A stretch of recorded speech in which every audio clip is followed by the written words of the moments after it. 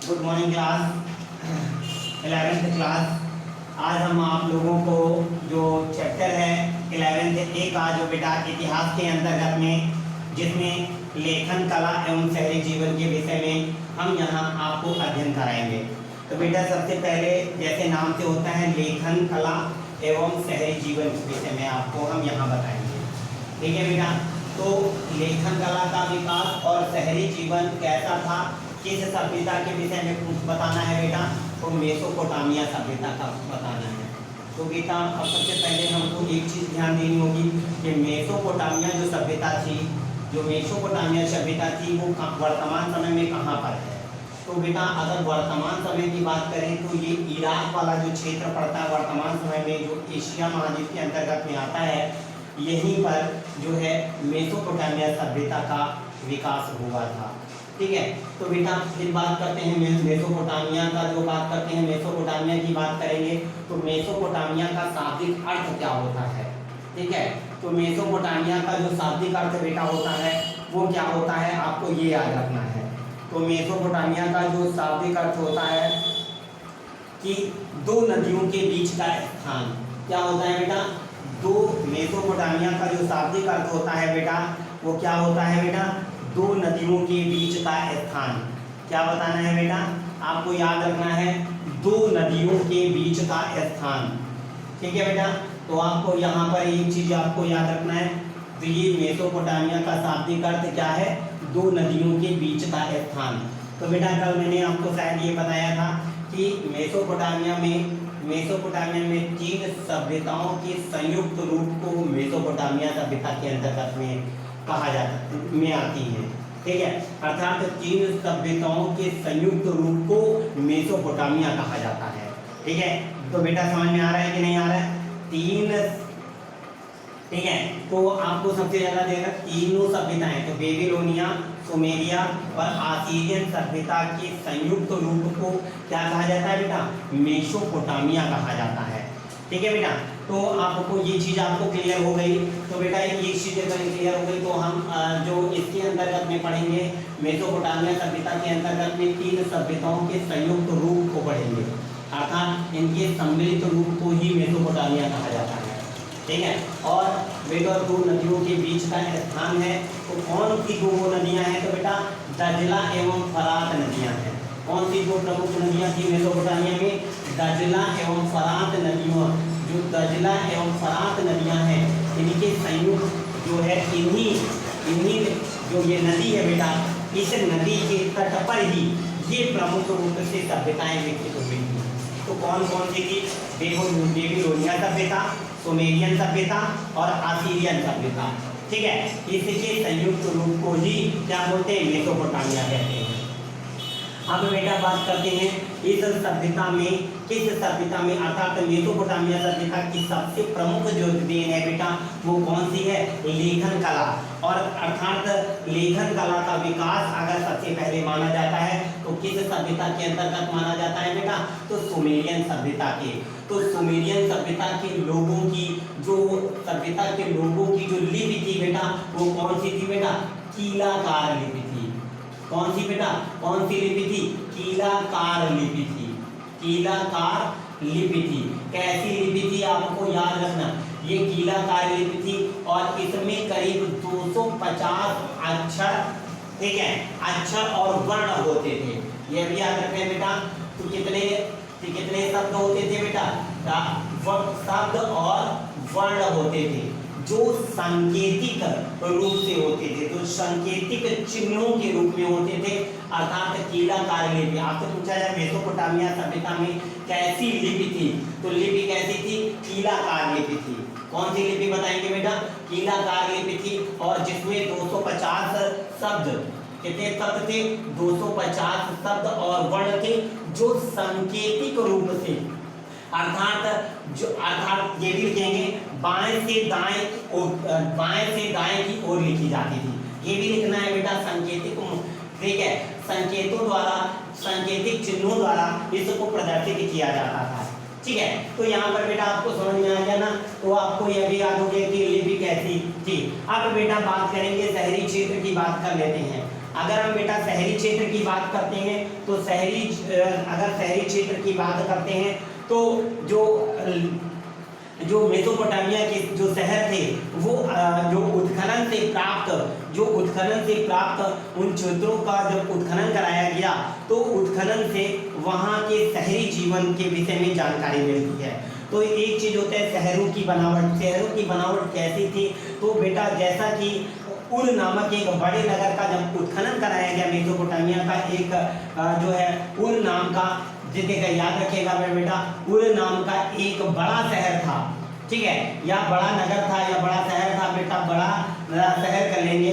एक बड़े शहर का जब उत्खनन कराया गया तो इससे ज्ञात होता है कि यह जो शहर था वो जो था 3 भागों में बटा हुआ था, ठीक है, 3 भागों में बटा हुआ था। पवित्र क्षेत्र के अंतर्गत में, ठीक है, जो पवित्र जो क्षेत्र था वो नगर का सबसे ऊंचा स्थान पहाड़ी वाला क्षेत्र होता था, जहाँ पर उनके आराध्य देवताओं को संरक्षित किया गया था या सुरक्षित रखा गया था। अर्थात इस पवित्र क्षेत्र को जिगुरत कहा जाता था या इनको स्वर्ग की पहाड़ी भी कहा जाता था। क्या कहा जाता था बेटा? अर्थात जिगुरत किसे कहते हैं, ठीक है, अर्थात वर्तमान समय में जैसे हम लोग अपने यहाँ मंदिर कहते हैं वैसे ही इनको क्या बोलते थे बेटा? जिगुरत बोलते थे, अर्थात पवित्र वाला क्षेत्र, ठीक है। उसके बाद जो इसके और ये जो जिगुरत होते थे बेटा एक मंजिल के होते थे, 2 मंजिल के, प्रमुख रूप से 3 मंजिल के ये होते थे। प्रमुख रूप से जो जिगुरत होते थे वो 3 मंजिला होते रहते थे और इसी क्षेत्र पर जो है प्रमुख रूप से जो पुजारी थे यहीं पर अपने आराध्य देवता की जो है उपासना करते थे, ठीक है। तो बेटा ये चीजें आपको समझ में आ जाए। टीलों के चारों ओर दीवार से सुरक्षित नगर, अर्थात बेटा जो ये नगर था प्रमुख रूप से जो नगर था, ठीक है, जो नगर था टीलों से अर्थात पत्थर की चहरदीवारी की दीवारों से सुरक्षित रखा था जिससे बाह्य आक्रमण ना हो सके, है ना बेटा। तो ये भी याद रखना है बेटा कि बाह्य आक्रमण से सुरक्षित प्रदान करने के लिए क्या होता था बेटा? ये नगर को सुरक्षा प्रदान करने हेतु ये है इसके चारों ओर दीवार बनाई जाती है और दीवार के बाहर जो होते थे वो सैनिक गढ़ होते थे जो नगर की सुरक्षा के लिए जो व्यवस्थित होते थे, ठीक है। तो यहाँ पर समझ में आ गया बेटा। फिर उसके बाद बात करेंगे या जो मेसोपोटामिया सभ्यता के लोग जो थे प्रमुख रूप से गेहूं, जौ की रोटी, दूध, दही, मक्खन, फल आदि खाते थे। तो आपको बातें मालूम हो गया कि जो मेसोपोटामिया वासी थे वो कौन कौन सी चीज़ों उनका जो भोज्य पदार्थ था वो क्या क्या था बेटा? अर्थात गेहूं, जौ की रोटी, ठीक है, दूध और दही, मक्खन, फल आदि खाते थे, ठीक है। साथ साथ यहाँ जो है पका हुआ जो है मांस को पका कर भी खाते थे। अर्थात ऐसा उल्लेख कैसे मिलता है बेटा?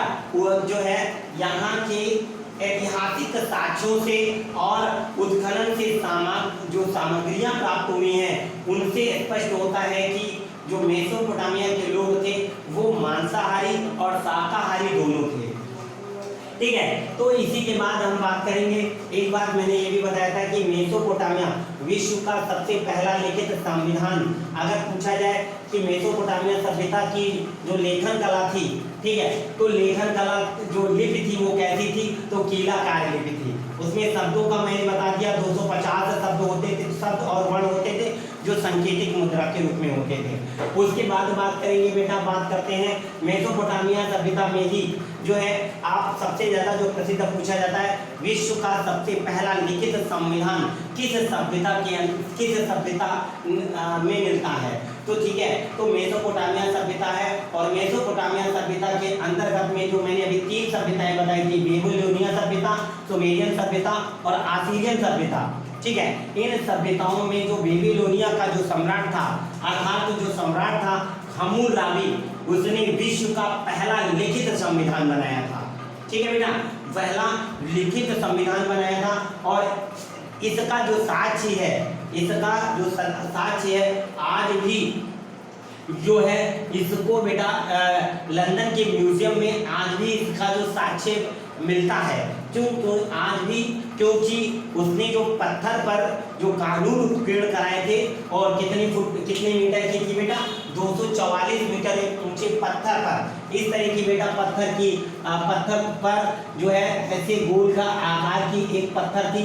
इस पत्थर पर तो है कितने मीटर की थी बेटा, 244 मीटर एक पत्थर पर, ऊंचे पत्थर पर जो है 282 कानून खुदवाए थे उत्कीर्ण। और इसमें हम्मुर्राबी जो राजा है, इस पत्थर पर जो बना हुआ है, इसमें जो कानून खुदवाए थे उत्कीर्ण जो है लिखवाए थे हम्मुर्राबी ने, उसमें उसी के नीचे जो है सूर्य देवता के सामने इन कानूनों को अर्पित करते हुए दिखाया है, उसको सौंपते हुए दिखाया था कि किसको, अपने आराध्य देवता को इन कानूनों को सौंपते हुए दिखाया गया है।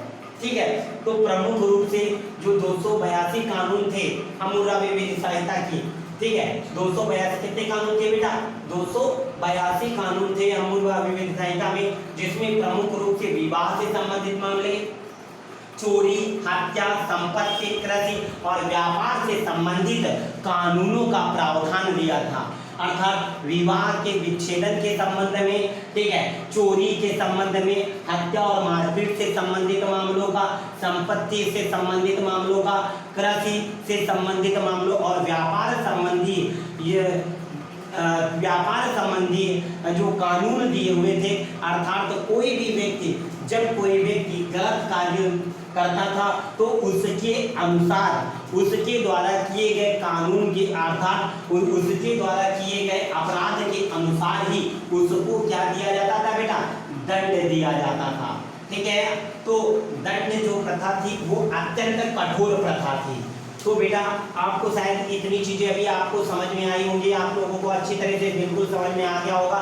ठीक है बेटा, कुछ भी नहीं समझ में आता है तो आप मेरे व्हाट्सएप पर कमेंट्स करके जरूर पूछें। ठीक है, तो बेटा आज इतना ही रखेंगे हम, तो ये समझना है। तो दूसरा लेक्चर आज से कंप्लीट हो गया। अब इसके विषय में हम ज़्यादा नहीं पूछें, जो पूछा जाएगा बेटा लेखन कला पूछी जाती है तो कैसी थी, कीलाकार लिपि थी, कितने 250 वर्ड थे।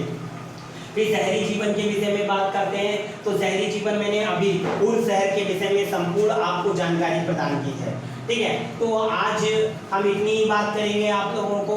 तो इससे मतलब मेसोपोटामिया से संबंधित आपको संपूर्ण जानकारी मिली कि समाज कैसे भागों में बटा था। तो समाज मैंने अभी बताया था बेटा 3 भागों में बटा हुआ था। कौन से? प्रथम वर्ग में जिसमें राजा, ठीक है, राजा उच्च पदाधिकारी लोग आते थे, और द्वितीय वर्ग में कृषक जमींदार लोग आते थे बेटा। ठीक है, और तृतीय वर्ग में दासों, और अर्थात इन दोनों वर्गों की स्थिति तो अच्छी थी, ठीक है, लेकिन तृतीय वर्ग की जो स्थिति थी अत्यंत जो दयनीय थी। किसकी दयनीय स्थिति थी बेटा? तृतीय वर्ग की। ठीक है, तो अभी शहरी जीवन की बनावट मैंने बता दिया। तो उर नामक जो बड़ा शहर था वो प्रमुख रूप से 3 भागों में बंटा था। अर्थात जो मेसोपोटामिया के मंदिर थे उनको क्या कहा जाता था बेटा? जिगुरत कहा जाता था। याद रखेंगे बेटा, विश्व का पहला लिखित संविधान सबसे पहले किसने बनाया? तो मेसोपोटामिया सभ्यता के अंतर्गत में जो बेबीलोनिया सभ्यता थी उसमें जो प्रमुख राजा था हम्मुर्राबी, उसने सबसे पहले विश्व का सबसे पहला लिखित संविधान बनाया था। ठीक है, तो ये सभ्यता के विषय में आपने आज जाना। ठीक है, नेक्स्ट क्लास में हम नेक्स्ट टॉपिक के साथ पुनः उपस्थित होंगे। आज के लिए इतना ही, धन्यवाद।